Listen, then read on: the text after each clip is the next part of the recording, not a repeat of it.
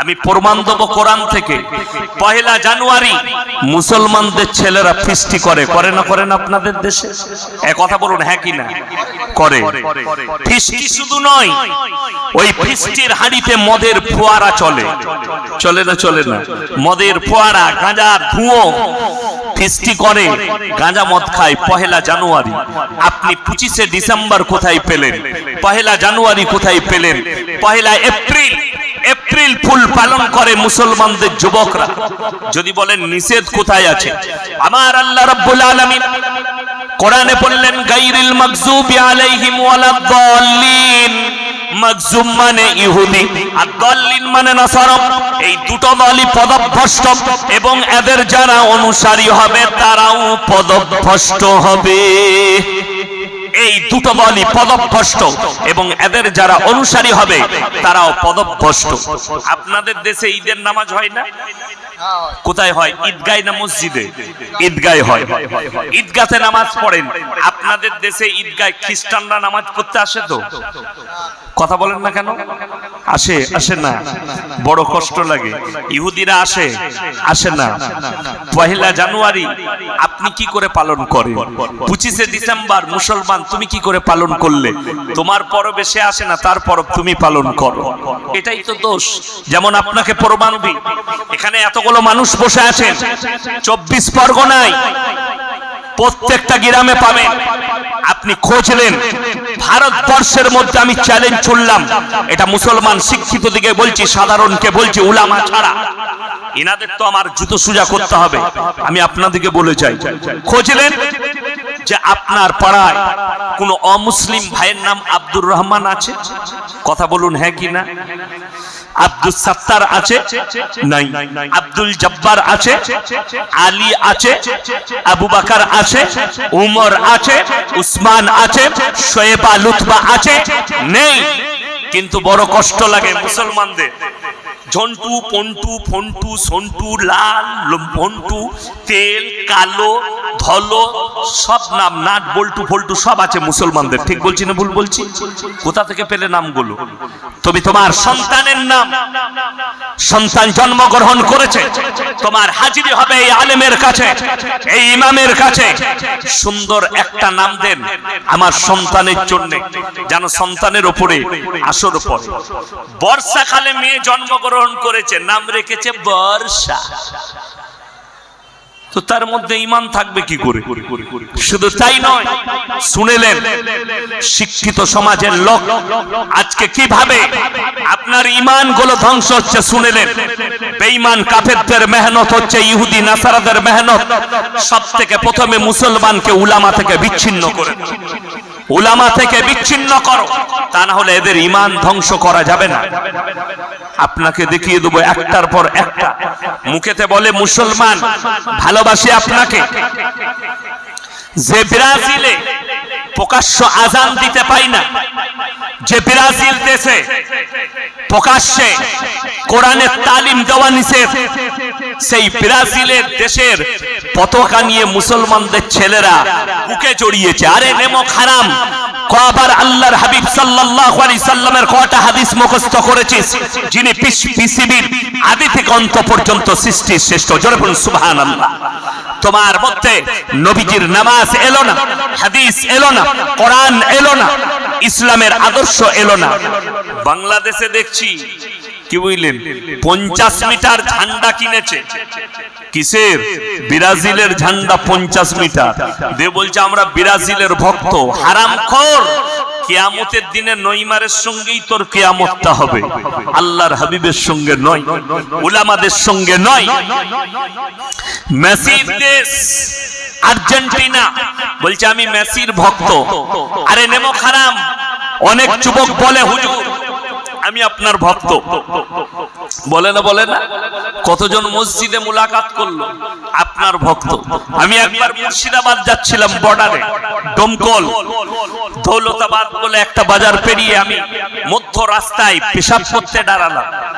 Half kilometre থেকে একটা যুবক ঘুরে এসেছে বাইক নিয়ে, এসে বলছে সালাম আলাইকুম হুজুর, আপনি ইয়াসিন সাহেব? আমি বললাম হ্যাঁ, কি হয়েছে?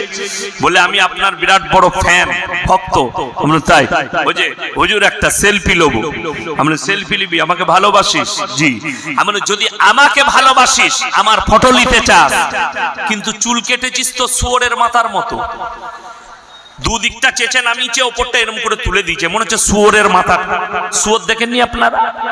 অনেক যুবক এইভাবে চুল কাটে, বেঈমান কাফেরের মতো চুল কেটেছ। আর তুমি বলছো উলামাকে ভালোবাসি, উলামাকে মহব্বত করি।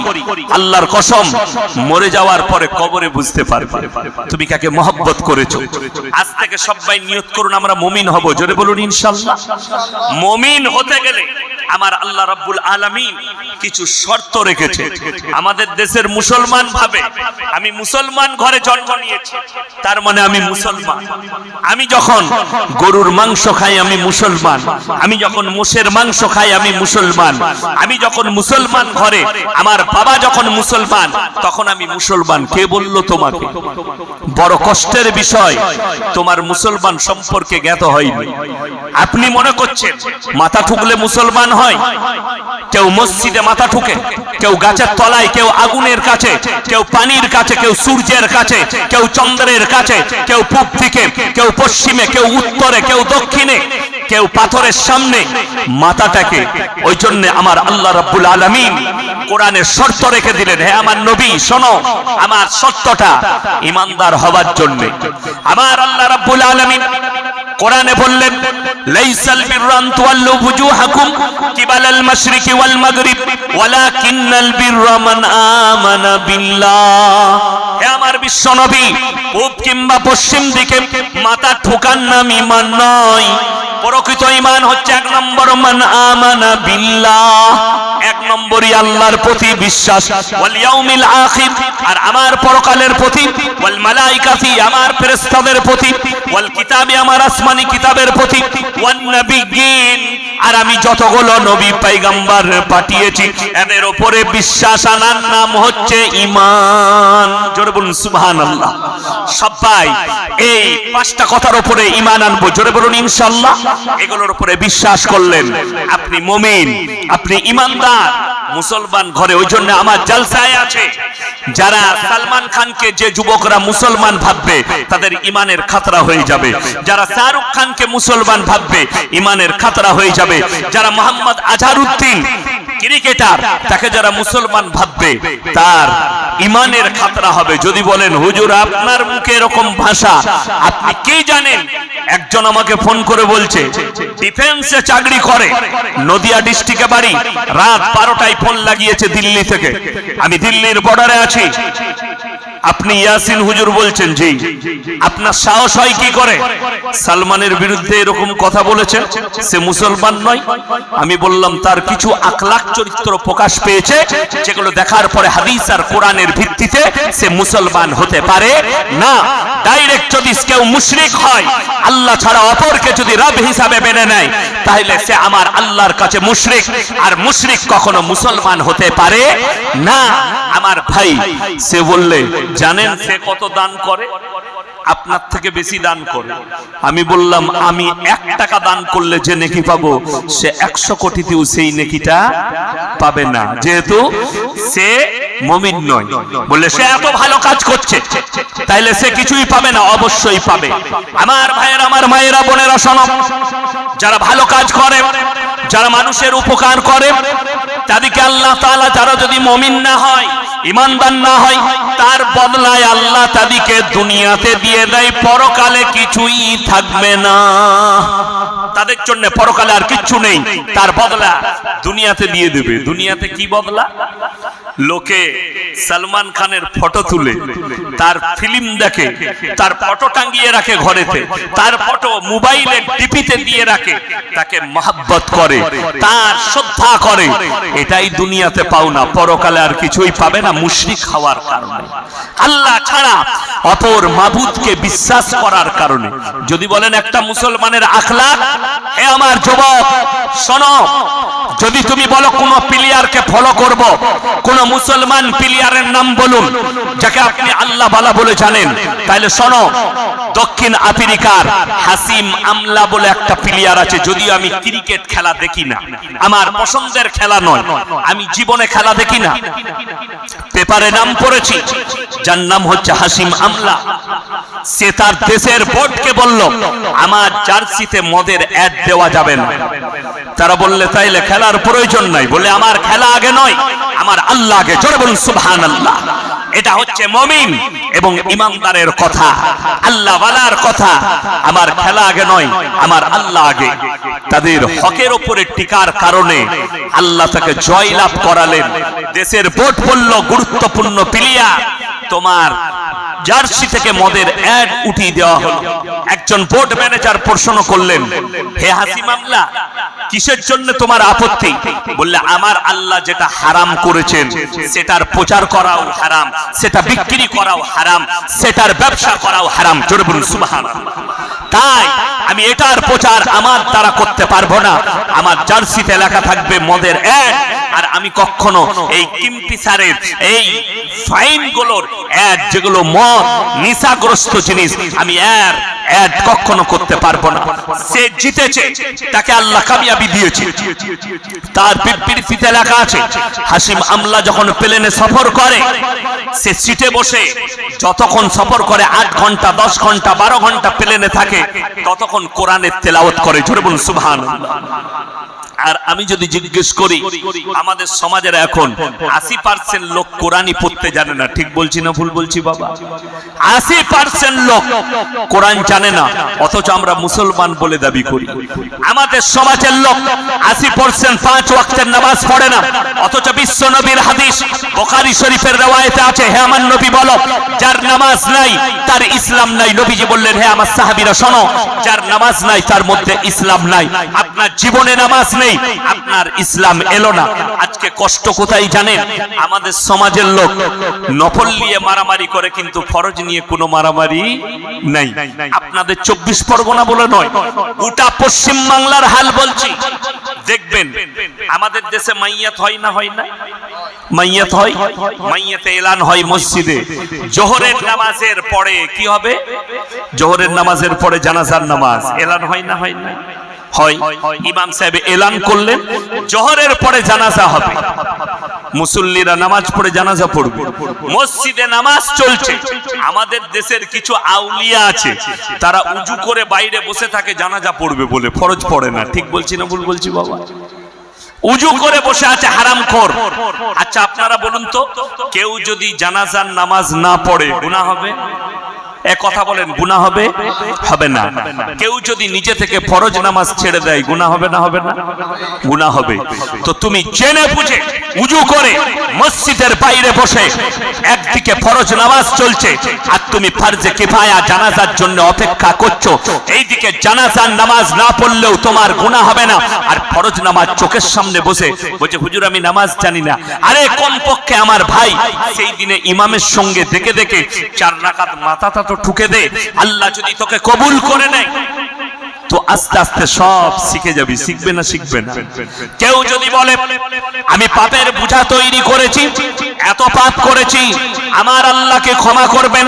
আমার ভাইয়েরা, আমার মায়েরা, বোনেরা, আপনারা যদি পাহাড়ের মতো গুনাহ করেন, কেউ যদি সমুদ্রের পানির ফেনা মতো গুনাহ করে, আমার আল্লাহ রাব্বুল আলামিন বললেন সূরা ফুরকান শেষ রুকু, হে আমার নবী বলো, ইল্লা মান তাবা ওয়া আমানা ওয়া আমিলা আমালান সলিহা ফাউলাইকা ইউবাদদিলুল্লাহু সাইয়্যাতিহিম হাসানাত ওয়া কানাল্লাহু গফুরার রহিমা।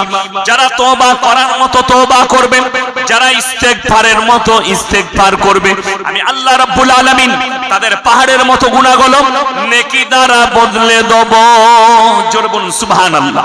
আপনি পাহাড়ের মতো পাপ করবেন, আর যদি ঈমান আনার মতো ঈমান আনেন, ইস্তেগফারের মতো ইস্তেগফার করেন, আল্লাহ আমি আর জীবনে কোনোদিন পাপ করব না, তোমার পাহাড়ের মতো পাপ করো, আমার আল্লাহ রাব্বুল আলামিন নেকি দ্বারা বদলে দেবেন, ক্ষমা করে অতটাই নেকি দান করবেন।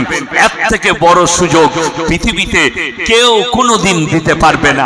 আমার ভাই আমার, আল্লাহ বললেন বান্দা গুনাহ করতে ভালোবাসে আর আমি আল্লাহ ক্ষমা করতে ভালোবাসি। জোরে বলুন না সুবহানাল্লাহ।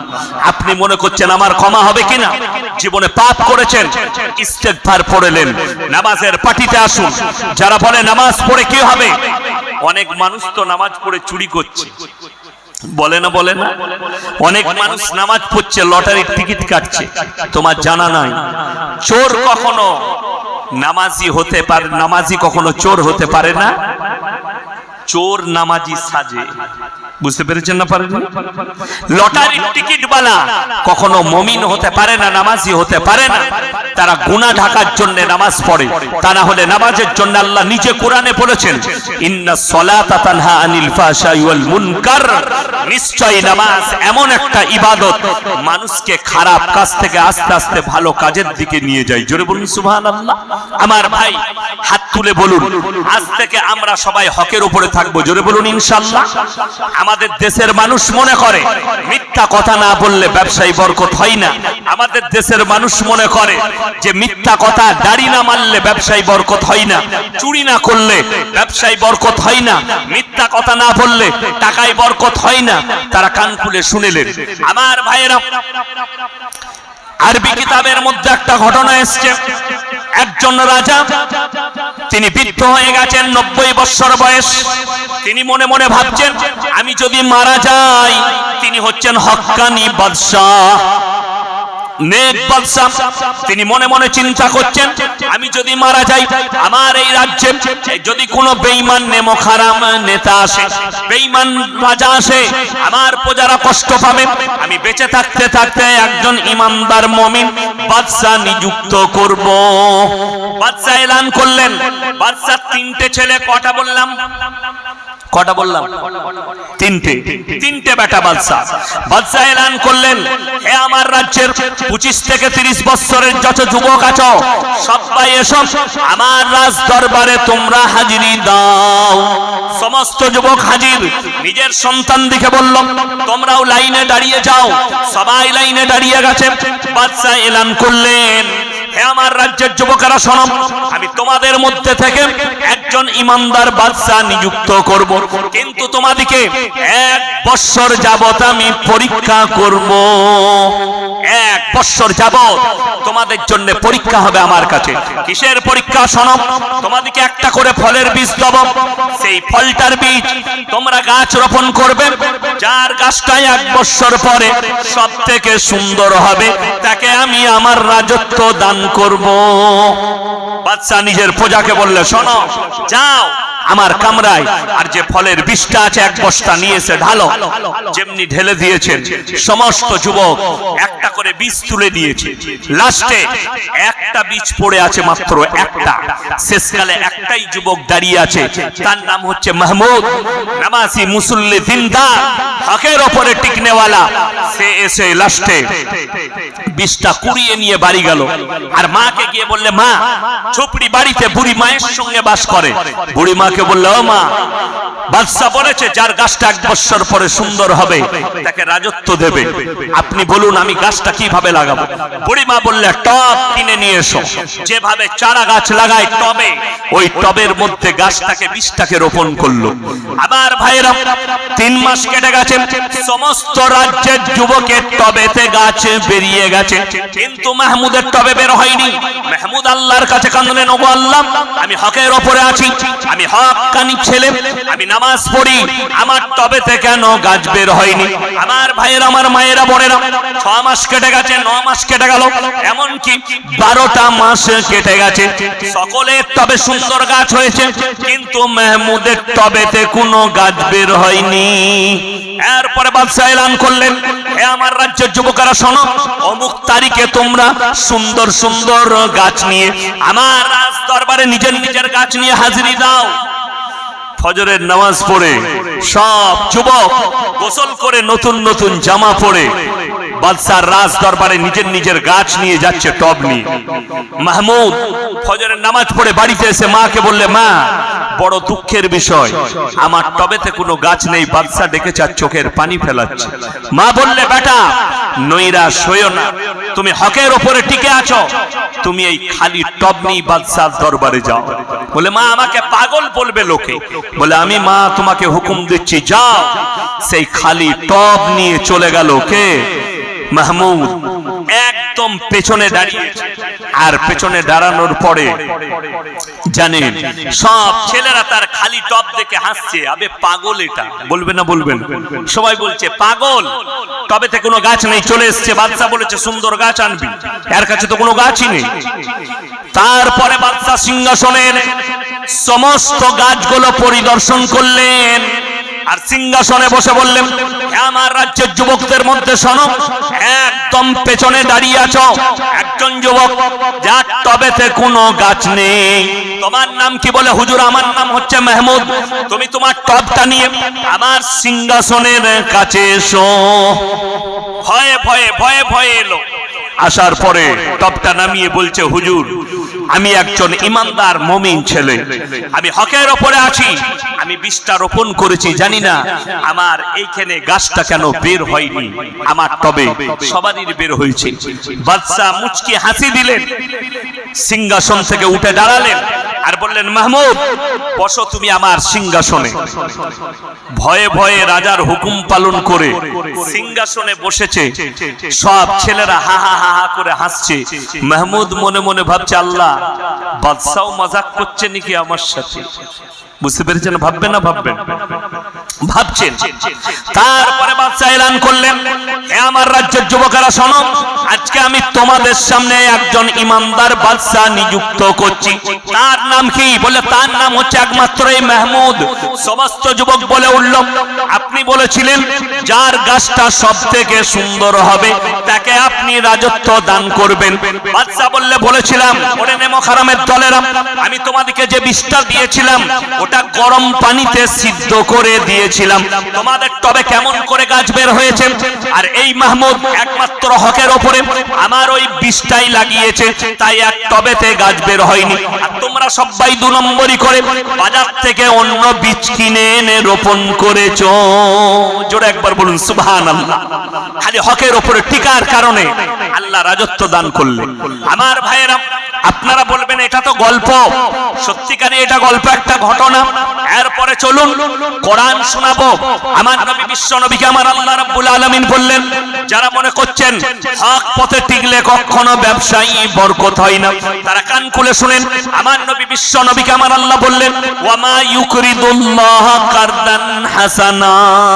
হে আমার নবী, তুমি এলান করো মক্কা নগরীতে আল্লাহর রাস্তায় কে কি কারদে হাসানা দিবে বলো, কে কি দান করবে বলো। জোরে বলুন সুবহানাল্লাহ। নবীজি এই এলানের পরে মক্কার বেঈমান কাফেররা চারিদিকে বলা বলি করছে, শুনেছিস শুনেছিস মুসলমানদের আল্লাহ ফকির হয়েছে। জোরে বলুন নাউজুবিল্লাহ। আরো জোরে বলুন, জোরে বলুন নাউজুবিল্লাহ। বেঈমান কাফের বলেছে মুসলমানদের আল্লাহ ফকির হয়েছে। সঙ্গে সঙ্গে হযরত আবু বকর সিদ্দিক রাদিয়াল্লাহু তাআলা আনহু মক্কার এক গলি দিয়ে পেরিয়ে যাচ্ছেন, আর দুজন বেঈমান বসে মজাক করে বলছে, শুনেছিস মুসলমানদের আল্লাহ ফকির হয়েছে। হযরত আবু বকর সিদ্দিক রাদিয়াল্লাহু তাআলা আনহু বরদাশত করতে পারেননি, বেঈমানকে এক চড় মেরেছে, বেঈমান বেহুশ হয়ে পড়ে গেছে। সঙ্গে সঙ্গে হযরত আবু বকর সিদ্দিক রাদিয়াল্লাহু তাআলা আনহু চলে গেলেন। বেঈমানের হুঁশ ফিরেছে, বেঈমান একদম নবীজির দরবারে হাজির। আমার নবী বিশ্ব নবীর দরবারে হাজির।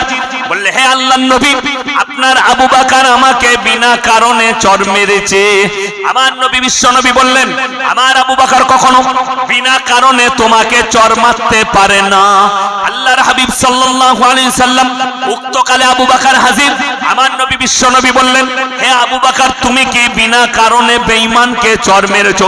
ইয়া রাসূলুল্লাহ, ইয়া হাবিবাল্লাহ, আল্লাহর সামনে এমন কথা বলেছে, তাই আমি বরদাশত করতে পারিনি।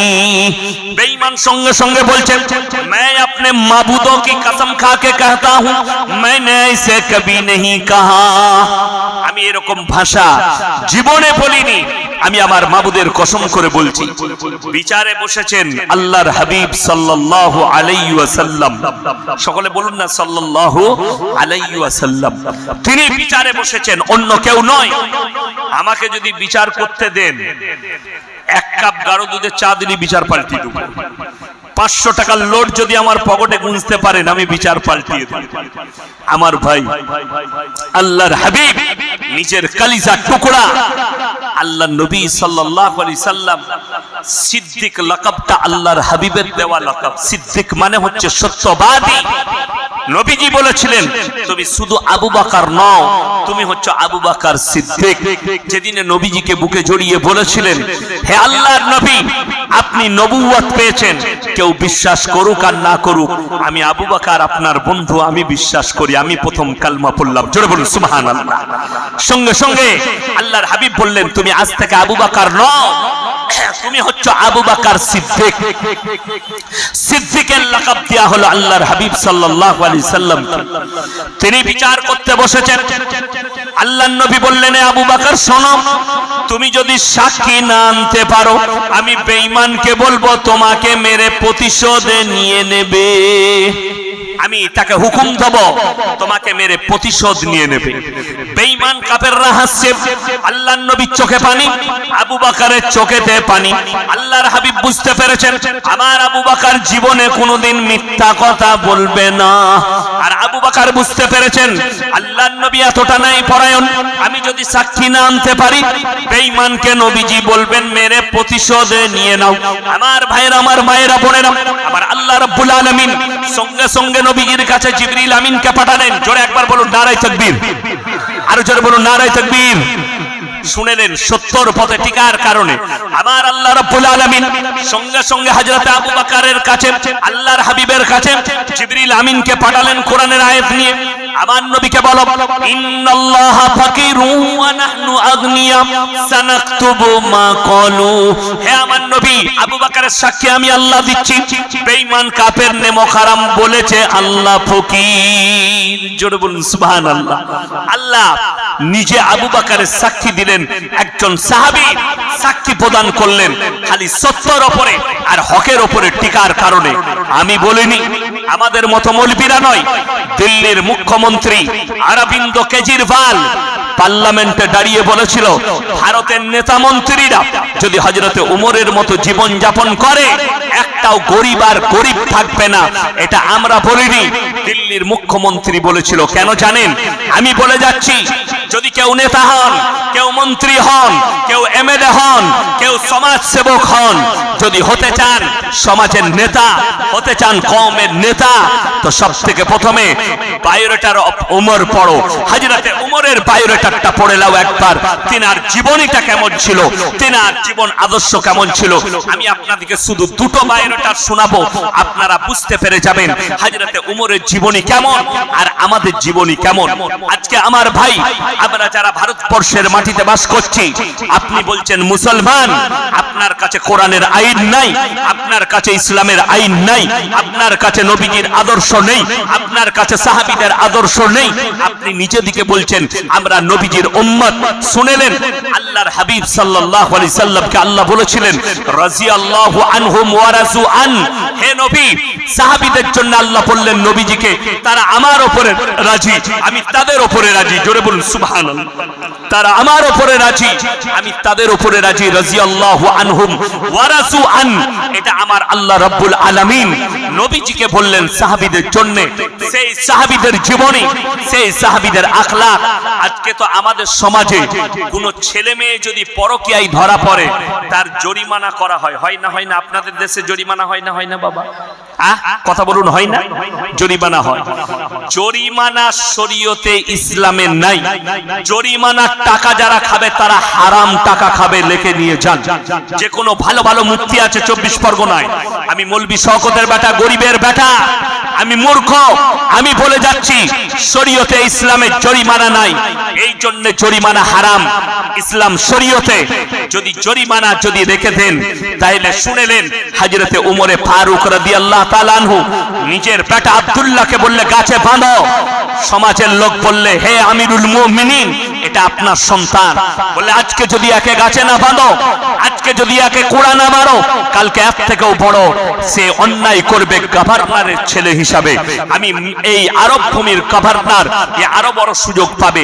আমি যদি 10 কোটির মালিক হই আর আমি যদি একটা মেয়েকে ধর্ষণ করি, আমার যদি 1 লাখ টাকা জরিমানা হয়, আমি দেখব আমার কোন খুশেনি, আমি কালকে আবার একজনকে করব, আবার 1 লাখ দেবো, আমার যায় আসবে না। ওই জন্য আমার আল্লাহ কোরআনে বলেছেন ওয়ালা তাকরাবুজ জিনা ইন্নাহু কানা ফাহিশা ওয়া সাআ সাবিলা। ব্যভিচার করা তো দূরের কথা, যে রাস্তায় ব্যভিচার হয় সে রাস্তার ধারে পাশে তোমরা যাতায়াত করো না।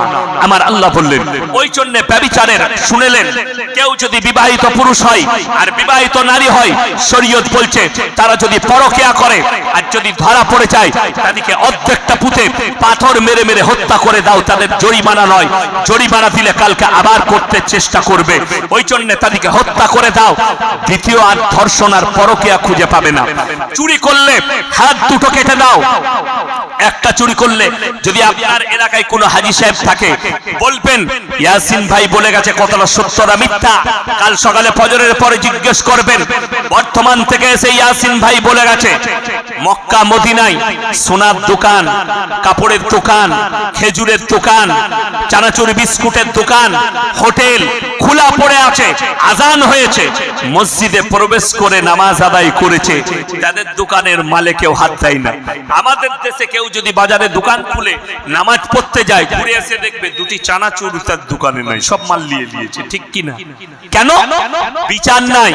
আরবে হচ্ছে যদি চুরি করে ধরা পড়ে গেলে কোনো শাস্তি নাই, হাত দুটো কেটে দাও। আমি চ্যালেঞ্জ ছুড়ে বলছি, আজকে আমাদের দেশের ওপরে কষ্ট। বায়ান শুনবেন তা বসুন, আর যদি না শুনতে চান তাহলে সরুন, আউট অফ সার্ভিস চলে যান, নাইলে বসুন এখানে এসে।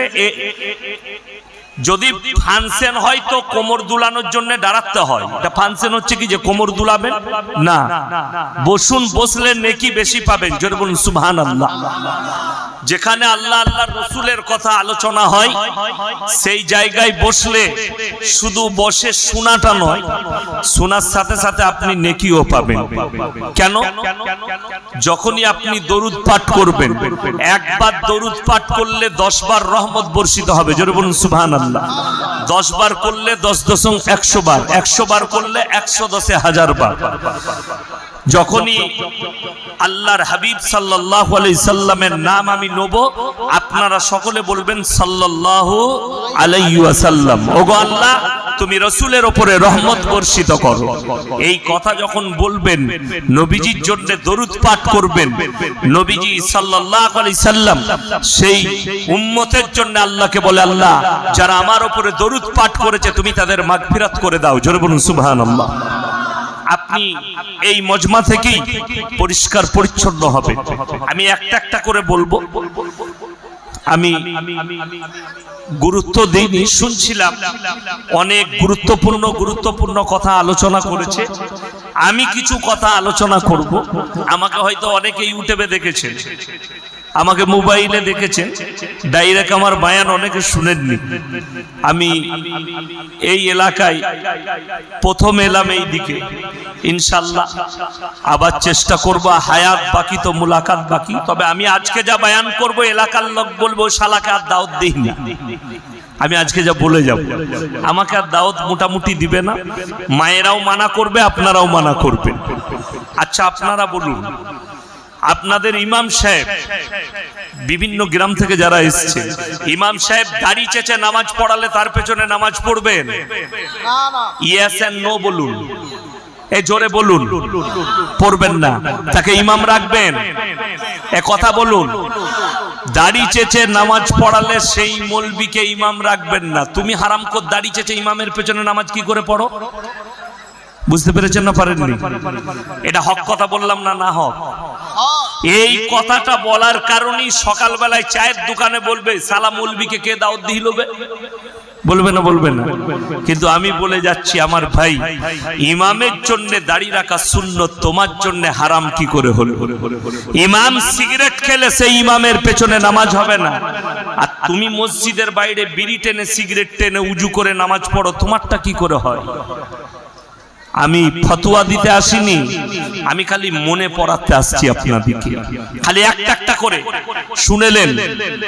উলামারা বসে আছেন আমার সামনে, আমার আগে আমার বাবাজি বয়ান করে গেলেন, আমার আব্বাজির কাছের মানুষ এবং সমবয়স্ক, একদম সমবয়স্ক, একসঙ্গে বহু জলসা করেছেন।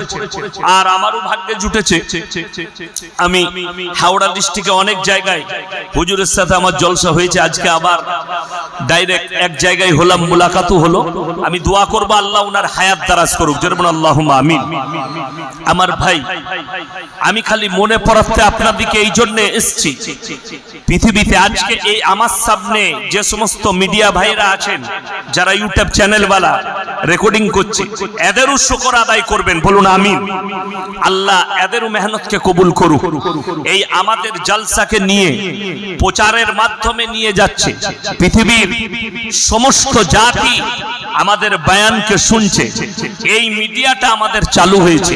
আর একটা মিডিয়া দাওয়াত ও তাবলীগ, আর একটা মিডিয়া মাদ্রাসা, আর একটা মিডিয়া উলামাদের জলসা জুলুস, আর একটা মিডিয়া মৌলবীরা বিভিন্ন জায়গায় ধর্মসভা করে থাকেন।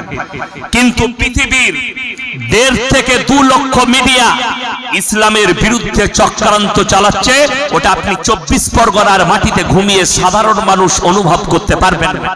আমি একটা একটা করে আপনাদেরকে প্রমাণ দিয়ে যাব যে কিভাবে মুসলমানদের ঈমানকে নিয়ে খেলা করা হচ্ছে, আপনি অনুভবই করতে পারবেন না। তার একটা করে প্রুফ দেই।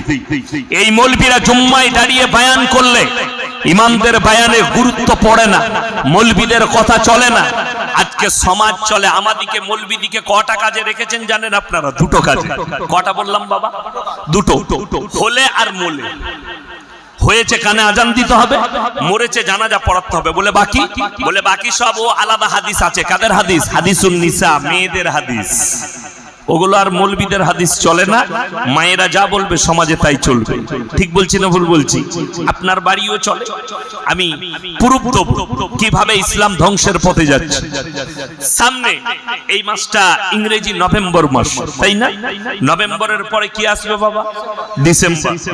ডিসেম্বর থেকে শুরু হবে 25শে ডিসেম্বর মুসলমানদের ছেলেরা কেক কিনে খায়। যারা 25শে ডিসেম্বর যে মায়েরা, যে ভাইয়েরা কেক কিনে আনবেন, সন্তানকে খাওয়াবেন,